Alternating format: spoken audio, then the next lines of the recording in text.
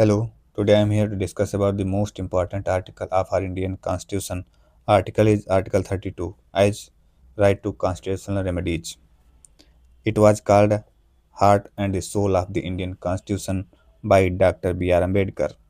So let us discuss it in detail one by one as Article 32. It is a part of basic structure and it provides remedies against the violation of fundamental rights only.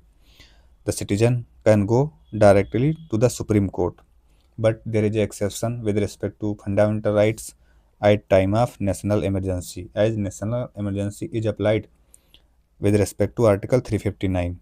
So let us discuss it in more detail, as it confirms the power of Supreme Court under Article 32 to issue appropriate orders, directions, and writs to enforce fundamental rights in case they are found violated.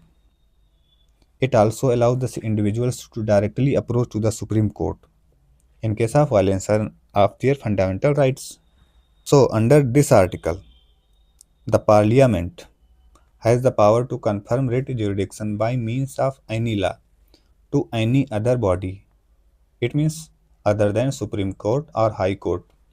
Using this article, Parliament passed Administrative Tribunals Act 1985, which has confirmed the writ jurisdiction on Center Administrative Tribunals Act, State Administrative Tribunals Act, and Joint Administrative Tribunals Act.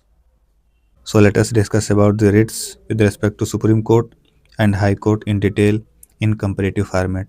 H. Writ jurisdiction of Supreme Court under Article 32. Supreme Court can issue writs only for the fundamental rights, and the Constitution places a duty on Supreme Court to enforce fundamental rights. That is, Supreme Court has to implement fundamental rights if they are found violated. And the writ jurisdiction of Supreme Court is extend to the whole of India as compared to High Court. And writ jurisdiction of High Court with respect to Article 226.